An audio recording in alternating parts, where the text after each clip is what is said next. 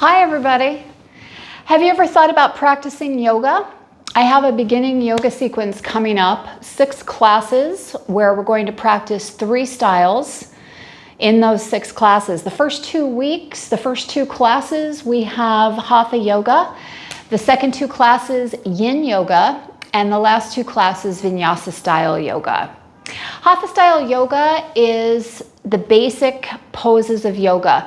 You know, there are over 1,000 poses in yoga practice and we have limited time, right? So we're never going to touch on all of those, but we whittle it down to a couple dozen.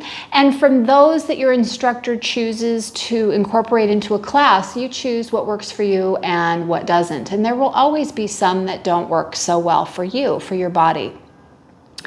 In my Hatha class for beginning yoga, we practice basic table origin poses that we move into other things, spinal balancing.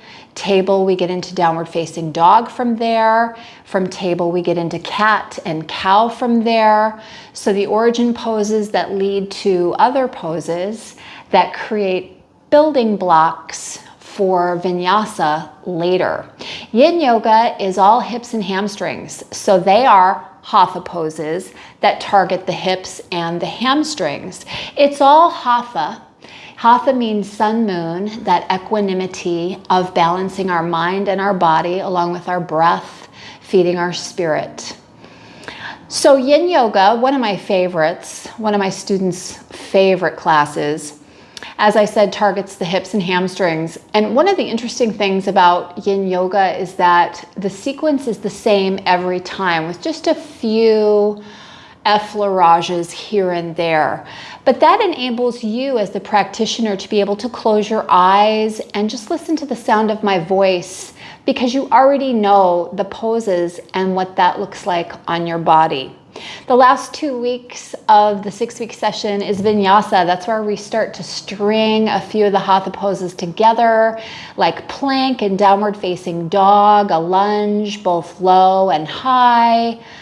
And we move with the breath, slowly but continuously. So it's a low level cardiovascular workout and it's a lot of fun. But we keep everything basic because it's a beginner class. Now, props in space. Let's talk about props in space.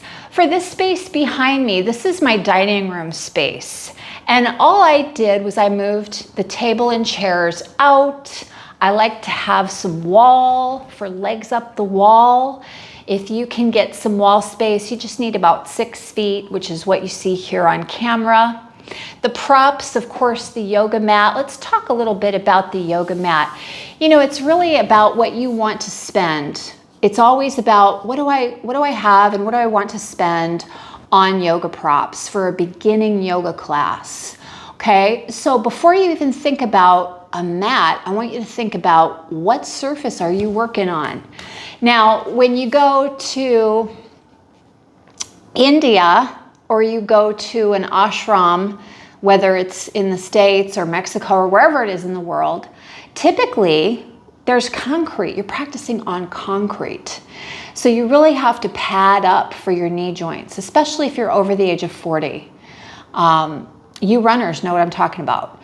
So you have to think about not only your floor surface, but how are my knees? How are my joints in general? How much do I need to pad up?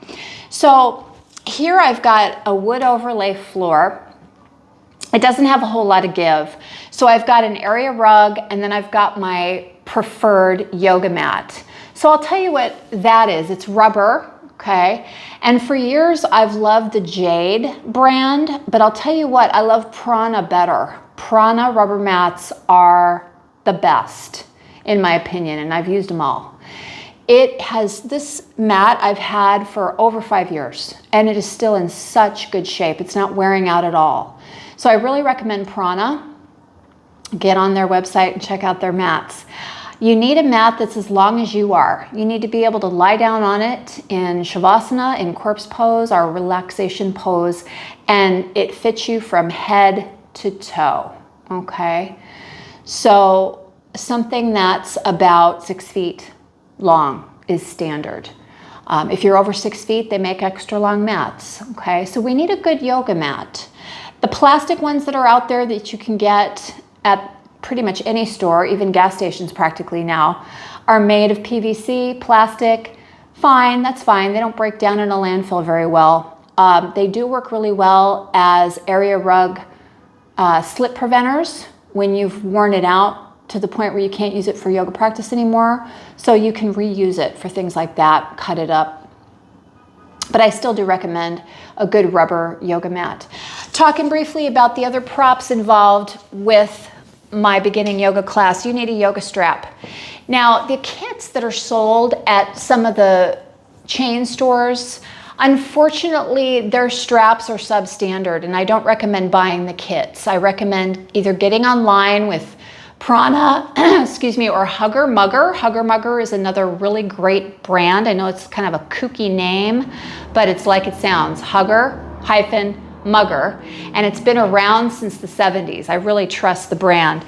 This is a Hugger Mugger yoga strap. It's 8 feet long, and how you know that is you'll see the number 8 on a little tag. Now, 2 things about a yoga strap. You want a really nice tight weave. You don't want any elasticity in there. And you want a plastic buckle. And you want it to be 8 feet long. The ones at the mass stores, the chain stores, are usually 6 feet long, and that's not long enough. You need an 8 foot long strap if you're an adult between 5 feet and 6.5 feet tall. The other thing that you need in addition to a yoga strap is a block, and these are very inexpensive. So are the straps, for that matter. Yoga blocks, again, you can practically buy them at gas stations now. They're everywhere. Get a foam one just like this. They're usually purple or blue.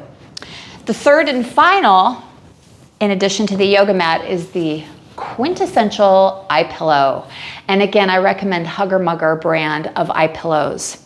Although I have to say, I recently got on their website and they didn't have any for sale on their website, which is odd. But if you can get a silk casing, flaxseed filled eye pillow, you're all set. It'll last forever. Okay? Zipper on one end, which you never open, but it's nice to have the zipper option in case you want to put some lavender flowers in there or some essential oil drops in there. Zip it back up, and this will last such a long time. Wonderful. So those 4 things: yoga mat, yoga strap, yoga block, eye pillow. Know your surface, know yourself, and join me in the middle of September for a 6-week series beginner yoga course at badrayoga.com. Thanks, everybody. Have a great day.